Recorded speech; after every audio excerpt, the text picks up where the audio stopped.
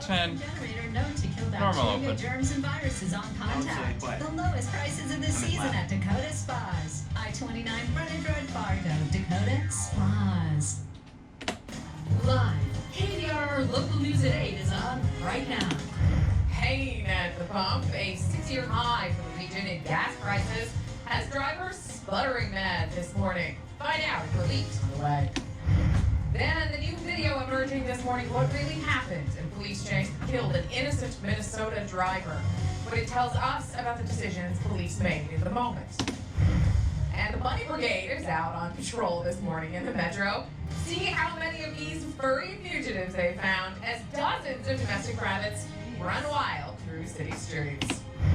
And finally, call it a hair Do I sound one? An update to the story of an abandoned dog struggling to survive under pounds and pounds of hair as he finally finds a home. Sound. Live. KVR Local News at 8 is on right now. Emily? Good morning. It is just after 8 a.m. Thanks for joining us for your only local news from 7 to 9 a.m. I'm Emily Welker. Adam has the morning off. Man, it is good to see that dog get that haircut that he needs. And we've got a little bit more on that buzz cut that changed his life and changed our broadcast. Coming up a little bit later in the show. It'll be in the morning buzz. But in the meantime, Sushi too. we're going to tell you whether or not you might want to take off a few inches here and there. Is it haircut weather, or are you okay leaving it long? More on that going right on over to KVR, our morning meteorologist, Marshall Downey. Good morning, Marshall. Marshall? Good morning, everyone. So it's a pretty decent start to the day. Mid-60s, clouds, light winds. Probably feels a whole lot like the rest of this week did, and that's pretty much how today's going to play out. We'll have some showers coming through, not quite as rainy as it might have been earlier this week, but the cloud cover, temperatures, I mean, are all pretty similar situations. Here right now in Fargo, we've got some overcast skies. I don't think it's going to be quite that cloudy all day. You can expect at least some clouds in the sky. Most of the showers are spinning around Bismarck, and we'll get some Out of as weather. well. And they can really get some rain One. over there. They've had, I think, even less than we have, but it's going to make its way further towards the east Eventually. to the afternoon. So you can see some of those showers around Jamestown during the day, and then as we get into the late afternoon, it'll move up towards Devil's Lake, a little bit further towards Wappington, and then into Lakes Country as we get into this evening. Behind that to the west, it's staying really, really dry. So that's going to be here tomorrow, and a lot of the weekend is going to shape up that way. 60 degrees our temperature right now in Winter, 63 in Grand Forks, 62 in Bemidji. Not a lot of variation today. Temperatures to the east were able to catch up really easy. And our winds, again, pretty light, 0 to 10 miles per hour. A whole lot like they were pretty much all week. It's not that often that we have winds in this column, so try to enjoy it while we've got it today and then through the weekend, too. Those showers make their way a little bit further east. We get towards 2, 3 p.m., I think. Lakes Country, Southeast North Dakota has it first. Then the Devil's Lake Basin will get it a little bit after that. Then as we get into the evening, it swings a little bit further to the south. As far as severe weather goes, really not a great chance of it developing into anything. We might get a rumble of thunder, kind of the same story as most of these systems that came through. Anything worse was a lot to our west last night for that system. 76 are high in Carrington today, 80 in Pembina, and 81 in Grand Forks. Lots of around 80 in northwest Minnesota, 80 in Roseau, 79 in Nolan. I think it's actually slightly cooler to the south today. 76 are high in Fergus Falls, 77 in Detroit Lakes, and 74 in Oaks. But really not a ton of variation. Most of us within about 10 degrees of each other, and a lot of us within 5. Overnight, we're back around those mid to upper 50s and low 60s. So similar to what we had last night. The only difference is I think we've got those showers pretty consistently to the south. Last page. And on the KVR Weather Authority Semi 7-day sushi forecast, bump up to around 90 degrees to start off next week. So it's a little on the warm side. Sushi one. Tuesday, another round of showers comes through. That's going to take us down into the mid 80s. So we're around average for the middle of next week.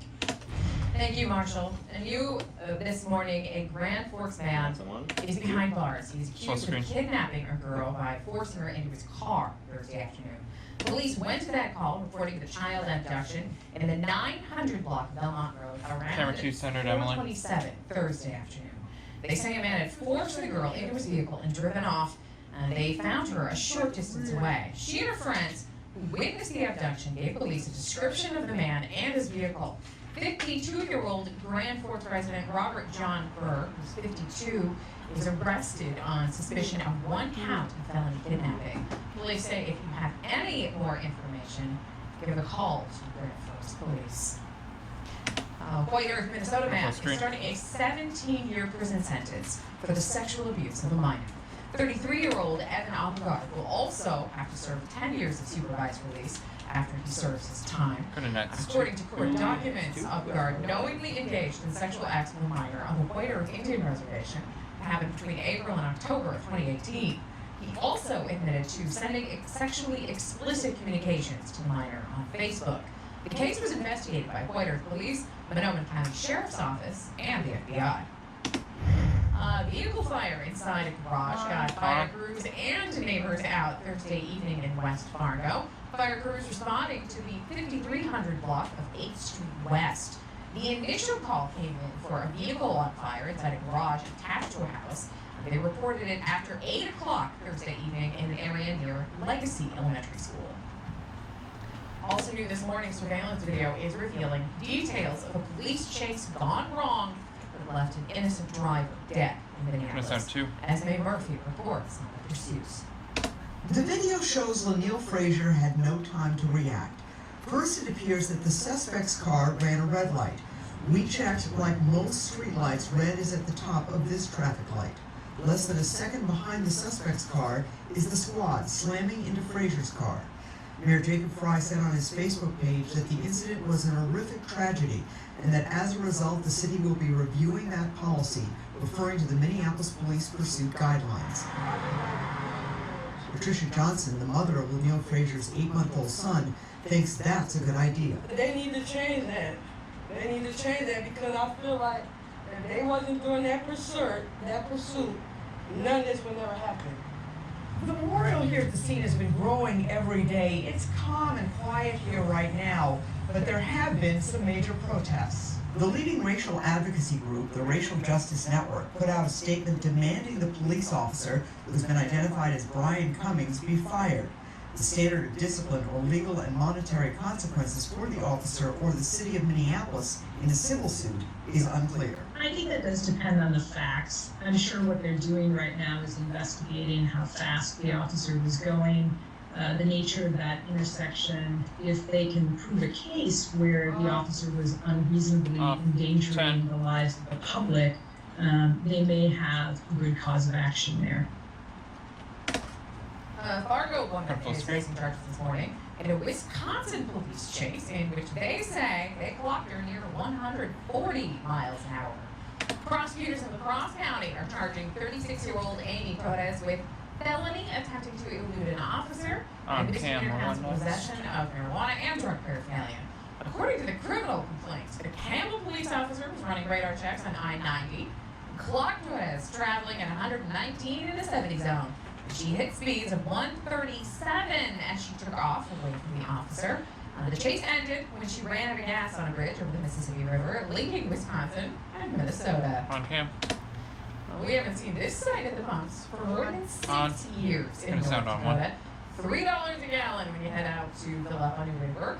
KVRR's Ryan Katani tells us how much longer these prices will likely stay this high. Sound on. I feel like lately it's been gotten a lot worse. I mean, what are we up to now?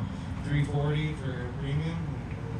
Gas prices are on the rise, and they likely won't be letting up anytime soon. It looks like they may move upwards of $3.20 to $3.25 a gallon before heading back down at some point. Gene Leducer with AAA explains increased demand and more expensive crude oil are to blame for the higher gas prices. Crude oil prices recently traded above $76, a level not seen since November of 2014. Many who follow the energy industry are predicting $80 a barrel of crude oil, and if that were to occur, we'd be looking at gasoline about $3.25 a gallon. OPEC Plus's scheduled meeting for Monday was canceled. The announcement dashed hopes for an agreement to increase production. An employee at this Casey's on 13th Avenue South in Fargo tells me customers are not happy about these prices. Just the other day I filled up my Suburban and it's got a 40-gallon tank on it. It cost me over $100 to fill it.